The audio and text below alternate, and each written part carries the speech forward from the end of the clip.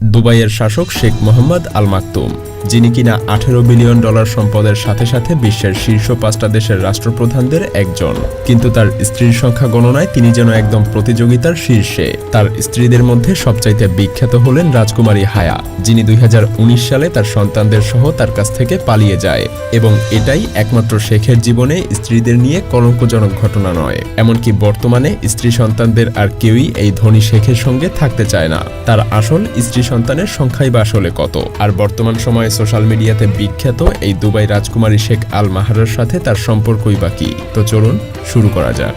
শেখ মোহাম্মদ আল মাকতুম 1949 সালে জন্মগ্রহণ করেন, আর এখন তার বর্তমান বয়স 75-এর কাছাকাছি। তার এই দীর্ঘ জীবনে তিনি দুবাইকে একটা মাছ ধরার দরিদ্র গ্রাম থেকে একটা বিলাসবহুল শহরে রূপান্তরিত হতে দেখেছেন।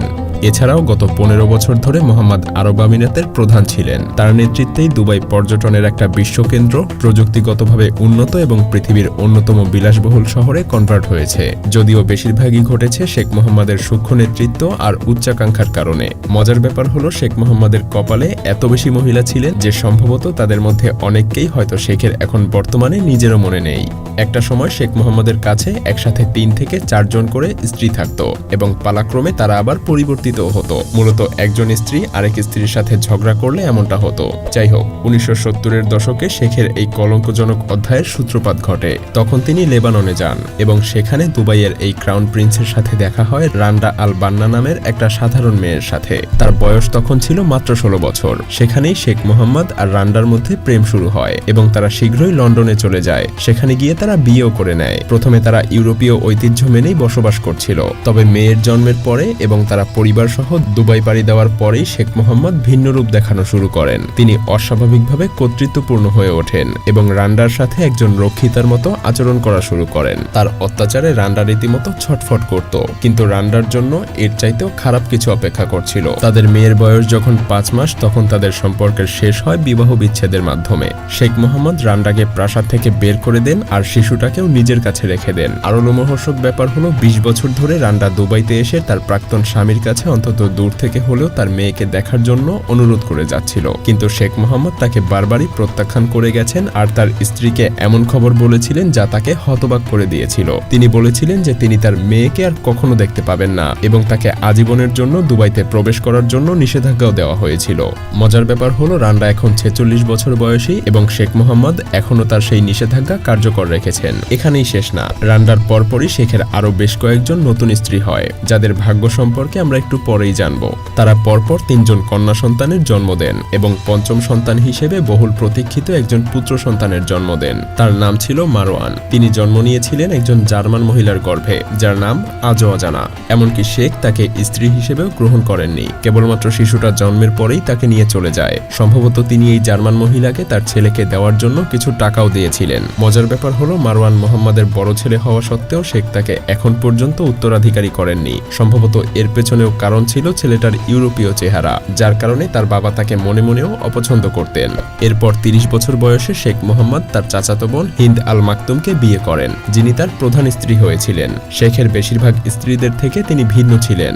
সারা জীবনে তিনিই একমাত্র তার স্বামীর সাথে ভালো সম্পর্ক গড়ে তুলতে পেরেছিলেন। এ কারণেই সম্ভবত তিনি বড় এবং প্রধান স্ত্রীর মর্যাদা পেয়েছেন। এমনকি তিনি 12টা সন্তানের জন্মও দিয়েছিলেন, যাদের অধিকাংশই এখন দুবাই সরকারের সিনিয়র পদে দায়িত্ব পালন করছে। তাদের বড় ছেলে রশিদ ছিলেন ক্রাউন প্রিন্স, যদিও দুর্ভাগ্যবশত রশিদ 2015 সালে মাত্র 33 বছর বয়সেই মারা যান। অফিসিয়াল কারণ ছিল হার্ট অ্যাটাক, কিন্তু শোনা যায় যে প্রিন্স রশিদ মাদকে আসক্ত হয়ে গিয়েছিলেন, যা তাকে মৃত্যুর দিকে ঠেলে দেয়। এখন দুবাইয়ের ক্রাউন প্রিন্স রশিদেরই ছোট ভাই হামদান, যে কিনা হিন্দেরই ছেলে। শেখ মোহাম্মদের অন্যান্য স্ত্রীদের মতো হিন্দের ভাগ্য ভালো ছিল না। যেমন আলজেরিয়ার হুরিয়া শেখ মোহাম্মদের 5টা সন্তান জন্ম দেয়, কিন্তু একটা সময় শেখ আর তার প্রতি আকর্ষণ অনুভব না করায় সে তাকে ডিভোর্স দিয়ে দেয়। তার বাচ্চাগুলো শেখের কাছেই থেকে যায়। একই ঘটনা ঘটে তার লেবানিজ স্ত্রী দলিলার সাথে। 3টা বাচ্চা হওয়ার পর তাদের মধ্যে ডিভোর্স হয়ে যায়, আর দুর্ভাগ্যবশত দলিলা তার বাচ্চাদের দেখাশোনা করার সুযোগও হারিয়ে ফেলে। যদিও গ্রিক নারী জয় গ্রিগোরাক্সের সাথে শেখ মোহাম্মদের আনুষ্ঠানিক কোনো বিয়ে হয়নি, সাময়িক এক প্রকার বৈবাহিক চুক্তিতে আবদ্ধ ছিল তারা। লন্ডনে তাদের দেখা হয়, আর কিছুদিন পরই জয় একটা কন্যা সন্তান জন্ম দেয়, যার নাম রাখা হয় ক্রিস্টানা। শেখ মোহাম্মদ জানতই না যে তার একটা মেয়ে আছে। ক্রিস্টানা ইউরোপে তার মায়ের সাথে খ্রিস্টান ধর্ম নিয়েই বাস করছিল, কিন্তু 16 বছর বয়সে নিজের বাবার পরিচয় জানতে পেরে ক্রিস্টানা দুবাই চলে আসে। তার বাবাও তাকে আনুষ্ঠানিকভাবে স্বীকৃতি দেয়। ক্রিস্টানা পরবর্তীতে ইসলাম ধর্ম গ্রহণ করে আর বর্তমানে সে অন্যতম সুন্দরী শেখ মাহরা নামে পরিচিত। হ্যাঁ, তিনি শেখ মাহরা। সম্প্রতি সে তার চাচাতো ভাই শেখ মানাকে বিয়েও করেছে। যাই হোক, মারওয়ানাকে জন্ম দেয়া সেই জার্মান নারীর ভাগ্য তুর্কির আরেক নারীর সাথে মিলে যায়। যদিও শেখ মোহাম্মদের তুর্কির সেই স্ত্রীর নাম কোথাও উল্লেখ করা নেই, কিন্তু এটা জানা যায় 1997 সালে এলা নামক একটা কন্যা সন্তান জন্মদানের পর তার আর কোনো চিহ্ন পাওয়া যায়নি। তবে এলা শেখ মোহাম্মদের বাকি ছেলে মেয়েদের সাথেই বড় হয়ে ওঠে, কিন্তু দুবাইয়ের এই শাসক কোনোদিনই আর তার ছেলে সোহাইলকে স্বীকৃতি দেয়নি। 1992 সালে জন্ম নেয়া সোহাইলের মা পাউলিনা আবিদ, যিনি একজন কট্টর খ্রিস্টান ছিলেন, তিনি ইসলাম ধর্ম গ্রহণ করেননি। অনেকের ধারণা মূলত এটাই কারণ ছিল শেখ মোহাম্মদের সোহাইলকে সন্তান হিসেবে স্বীকৃতি না দেওয়ার পেছনে। সোহাইল এখনও রাজপুত্রের স্বীকৃতি পায়নি। সে তার শৈশব কৈশোর মায়ের সাথেই কাটায়। যদিও কথিত আছে পাউলিনা তার ছেলের ব্যাপারে শেখের সাথে যোগাযোগ করার চেষ্টা করেছিল, কিন্তু শেখ আর কোনোভাবেই তার সাথে যোগাযোগ করতে রাজি হয়নি, বরং তাকে এড়িয়ে চলেছে। প্রিন্সেস হায়া শেখ মোহাম্মদের স্ত্রীদের মধ্যে সবচাইতে বেশি বুদ্ধিমতী ছিলেন। শেখের সাথে বিয়ে হওয়ার আগেই হায়া তার আগের স্ত্রীদের ভাগ্যে কি হয়েছিল তা জানতে পারে। তখন সে বুঝতে পারে তার স্বামীর সাথে তার নিজের সম্পর্ক ভাঙার মতো অবস্থা। তখন তিনি বুদ্ধি করে আগেই তার বাচ্চাদের নিয়ে লন্ডনে পালিয়ে যায়। কথিত আছে প্রিন্সেস হায়া তার জীবন নিয়ে শঙ্কিত ছিল, কারণ শেখের ব্যক্তিগত বডিগার্ডের সাথে তার পরকীয়ার সম্পর্কও ছিল।